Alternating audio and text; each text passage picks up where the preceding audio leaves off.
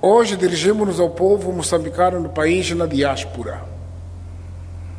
Queremos juntos abordar este momento eleitoral, eu digo este processo eleitoral, que inicialmente foi considerado pacífico, livre, justo e transparente, mesmo reconhecendo-se algumas irregularidades e ilícitos cuja solução segue o seu curso no quadro da lei, de acordo com a comunicação da CNE. Apelamos desde o início para que se aguardasse de forma serena pelo final do processo. Apesar desses apelos, houve quem tivesse a intenção de perturbar o curso normal do processo. Houve quem não quisesse que se procedesse a cuidadosa verificação de eventuais irregularidades para, na sequência, de se pronunciar sobre os resultados finais do pleito eleitoral. E foram convocadas manifestações de protesto, sem obediência aos preceitos legais que regulam o exercício deste direito consagrado na Constituição da República. A forma e a linguagem dessa convocatória estavam concebidas para criar ódio, ressentimento e desejo de vingança entre nós.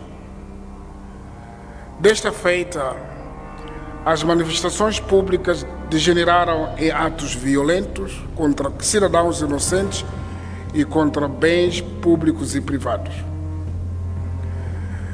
Generalizaram-se ações de vandalismo, como a colocação de barricadas nas vias de acesso, incêndio de pneus, destruição de infraestruturas públicas, sociais e privadas, arremesso de pedras e outros objetos contundentes e perfuro cortantes contra transeuntes e quem simplesmente se encontrava em sua casa por estar impossibilitado de ir trabalhar. Esses incidentes ocorreram com maior incidência nas cidades capitais, e mais aqui em Maputo, Matola, na Beira, Zambésia, Nampula. Contra essa propagação do ódio e da violência ergueu-se um coro de vozes dentro e fora do país.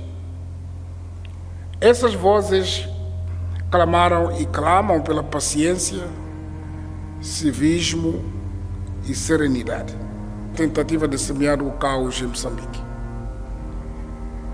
Moçambicanas e moçambicanos, compatriotas, o governo moçambicano deve assegurar o legítimo direito que os cidadãos têm de realizar manifestações. Mas necessita igualmente de assegurar os direitos dos outros cidadãos, que são a maioria dos trabalhadores das zonas urbanas e rurais de Moçambique. O governo deve ainda garantir os direitos constitucionais fundamentais, como a livre circulação de pessoas e bens, pois de todos se faz um país. O melhor modo de evitar que a manifestação degenere numa ação destrutiva é prevenir com antecedência que tudo corra dentro do quadro legal previsto e temos normas para o efeito que definem, por exemplo, a rota das manifestações. A falta do cumprimento destas precauções por quem as convocou esteve na origem dos confrontos violentos entre manifestantes e forças policiais, causando mortos e feridos em ambos os lados. Já o fizemos antes e voltamos a declarar. Aos agentes da autoridade reiteramos um apelo a privilegiarem o uso de contenção e de uma intervenção não violenta. As forças de defesa e segurança devem continuar a servir o seu povo. O recurso ao uso da força deve ser apenas em situações extremas para defender vidas e economia nacional. Não queremos que ocorram situações em que todos sairemos a perder. Ninguém em nome de qualquer causa, pode impedir um cidadão de ir trabalhar para garantir o sustento de suas famílias. Ninguém pode impedir o funcionamento dos serviços públicos, dos hospitais, das escolas, dos mercados e dos transportes públicos. Ninguém pode impedir que as famílias procedam às cerimônias fúnebres dos seus entes queridos, como é possível, ou mesmo condicionar a cerimônia de casamento de seus filhos.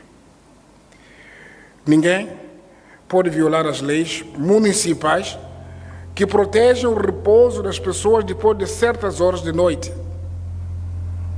Ninguém se pode ver intimidado porque o seu vizinho bate violentamente o portão ou a porta da sua casa só porque não quis se manifestar. Infelizmente, ao longo deste período eleitoral, assistimos um movimento de diabolização de adversários políticos feita por alguns políticos. Esta diabolização incitou a violência contra os outros, contra os membros das Forças de Defesa e Segurança, do Secretariado Técnico de Administração Eleitoral, da Comissão Nacional de Eleições e de alguns partidos políticos.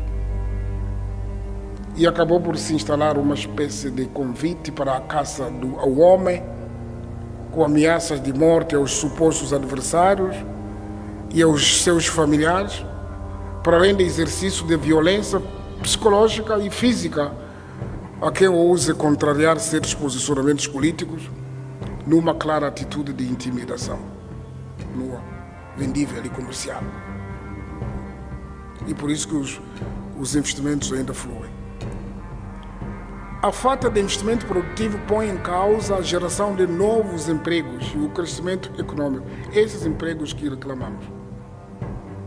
Assim, por estas razões todas, o nível de crescimento econômico estimado para este ano, na ordem de 5,5%, poderá ser revisto em baixo, significando um distanciamento dos níveis de pleno emprego, o equilíbrio das contas públicas e de balança de pagamentos. Moçambicanas e moçambicanos e compatriotas, não é a primeira vez que o mundo registra situações de perturbação social e, em alguns casos, essas situações resultam em golpes de Estado. Noutros casos, a violência social prolongada acabou por tornar essas nações em territórios ingovernáveis. E onde não se governa, quem sofre é o cidadão. Não há quem é responsável de nada. Onde até agora reina caos, conhecemos social. Não sei o que os moçambicanos pretendem, não sei se é o que os moçambicanos pretendem. Pois existem algumas afirmações nesse sentido. A movimentação por instigação de cidadãos das províncias para a capital do país no passado dia 7 de novembro correto. A nossa preocupação no que tange à segurança do país aumentou, pois alguns comportamentos vivenciados são similares aos que se vivem nas zonas assoladas pelos atos terroristas. Os vestes, o tipo de armas frias que usam, como organizam emboscadas. Vamos perguntar aos nossos irmãos de Cabo Delgado como que são. Portanto, aquela movimentação preocupou-nos. Se há uns anos, quando este fenômeno de terrorismo era por nós desconhecido, não tínhamos a percepção e dimensão de como agem os terroristas, mas hoje não somos desconhecedores nem inocentes em avaliar a sua forma de agir. Não é o que os moçambicanos querem. E que às vezes abrimos inocentemente portas, depois que eles se acomodam e fica difícil geri-los e controlá-los. Sei isso na carne e osso. Por isso, mantenhamos-nos vigilantes para que os teatros de instabilidade não sejam estendidos para todo o país por mera falta de cautela ou ingenuidade. Façamos isso enquanto as nossas brilhosas e bravas forças de defesa e segurança se concentram a combater nas zonas já identificadas onde este fenômeno tende a reduzir. Compatriotas, estamos ainda a tempo de procurar formas pacíficas de promovermos os diálogos que forem necessários para que o nosso país seja mais inclusivo, mais tolerante e mais capaz de viver a sua diversidade de opiniões e tendências políticas. Nos últimos tempos tenho recebido apelos e solidariedade de todas as forças vivas da sociedade moçambicana e mesmo fora sobre a necessidade de mais diálogo. Recebi no meu gabinete todos os partidos políticos, líderes religiosos, membros da sociedade civil, grande parte preferem manter-se no silêncio. Todos eles encorajam para prosseguir com o diálogo e busca de soluções para a pacificação do país. E é isso que tenho estado a fazer.